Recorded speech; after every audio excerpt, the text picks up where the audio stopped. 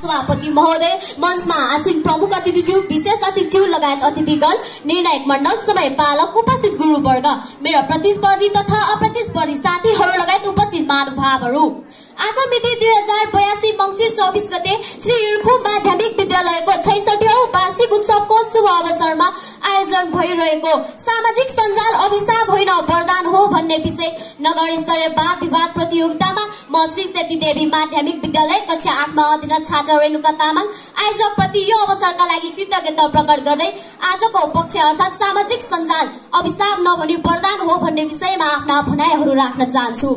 सभापति महोदय, हिजो मात्र मेरो पल्लो घरको आमाले मलाई भन्नुभयो, यो फेसबुक त मेरो लागि भगवान हो। मलाई अनौठो लागेर किन आमा भनेर सोधे। उहाँले भन्नुभयो कि यदि यो नभइदिएको भए 7 समुद्र पारी गएको छोरालाई देख्न पाउने थिएन। आज त्यति टाढा गएको छोरालाई देखाउनेले म मेरो भगवान भन्छु। आजका त्यही बुढाबुढी आमा बुवाहरू यति टाढा रहेका आफ्ना सन्तानहरूसँग अनुहार हेर्दै गफ गर्ने वातावरण सामाजिक सञ्जालले दिएको होइन। आज सबै नेपाली आमा बुवाहरूको एक्लोपन मेटाउने साधन बनेको छ सामाजिक सञ्जाल। त्यसैगरी टिकटक, युट्युब, फेसबुक जस्ता प्लेटफर्महरूले जति युवाले उभ्याएका छन् त्यतिको अवसर त राज्यले 50 वर्षमा पनि दिन सकेन। आज ती सानो गाउँका युवा युवतीले मोबाइल लिएर आफ्नो प्रतिभा संसारभर पुर्याउँछन्। पहिला आफ्नो आवाज कसरी पुर्याउ भन्ने विषयमा चिन्ता थियो त आज कसरी सामग्री राम्रो बनाऊ भन्ने प्रतिस्पर्धा छ। आज युट्युबबाट गणित, विज्ञान जस्ता अन्य विषयहरूको घरमै बसेर अध्ययन गर्न सक्छौ। नबुझेका वा नजानेका जानकारीहरू लिन सक्छौ। पहिला सम्पर्क चाहिन्थ्यो त अहिले प्रतिभा मात्र। के यो भन्दा ठूलो सम्मान अवसरको वरदान के हुन्छ? सभापति महोदय, संकटको क्षणमा सामाजिक सञ्जाल सूचना होइन उद्धार हो। बाढी आयो सबैभन्दा पहिले को पुग्छ? भूकम्प आयो सहयोग कहाँबाट खोज्छ? रगत चाहियो छिनको भोरमा कहाँ सुन्छ? उत्तर एकै छ, सामाजिक सञ्जाल। एक पोस्टले जीवन बाँच्छ, एक सेयरले सहयोग र एक सन्देशले आशा जगाउँछ।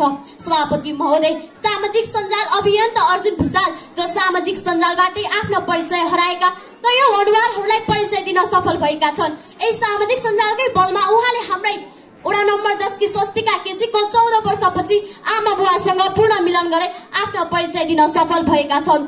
12 विषयका हरि खत्री र उनका छोराछोरीको समेत परिचय दिन सफल भएका छन्।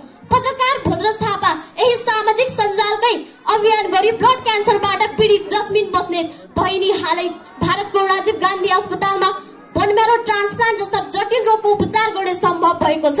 आज हाम्रो समाजबाट सामाजिक सञ्जालबाट विभिन्न रकम संकलन गर्ने अभियान सञ्चालन भई गरिबी निमुखाहरूको ज्यान बचेको हामीले देखिरहेका छौं।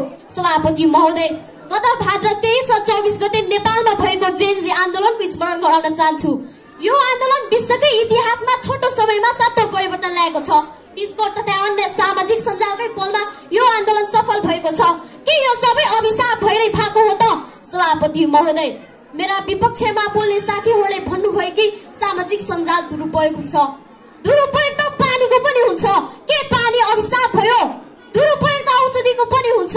के औषधि विष भयो? कलमले अपराध लेख्छ। के कलम बन्द गरिन्छ? दोष साधनको होइन, दोष चेतनाको हो। उदाहरण साधन देखाएर दोष दिनु भनेको आफ्नो छायामा आफैले भूत देख्नु भन्नुका अर्थ हो। त्यसैले सामाजिक सञ्जालले दोष दिनेहरूलाई म प्रति प्रश्न गर्न चाहन्छु। ज्ञान दिनेलाई किन दोष? अवसर खोल्नेलाई किन अपराध? आवाज दिने मञ्चलाई किन अभिशाप? साँचो उत्तर छ, अज्ञानले सत्यलाई कहिले बुझ्दैन। र अन्त्यमा सामाजिक सञ्जाल प्रकाश हो, यो अन्धकार होइन। यो हाम्रो भविष्य निर्माण गर्ने हात हो, यो हाम्रो भविष्य डुबाउने भार होइन।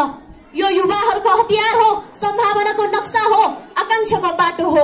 त्यसैले केवल म तर्कले होइन, विश्वासले होइन, निश्चयले भन्दैछु, सामाजिक सञ्जाल अभिशाप होइन वरदान हो र हाम्रो सत्यको पक्षमा उभिएका आवाजहरू प्रायः जसो विजय हुन्छ भन्दै यति भन्दै मेरा 2 शब्द અહીં अन्त्य गर्छु। हस्, धन्यवाद।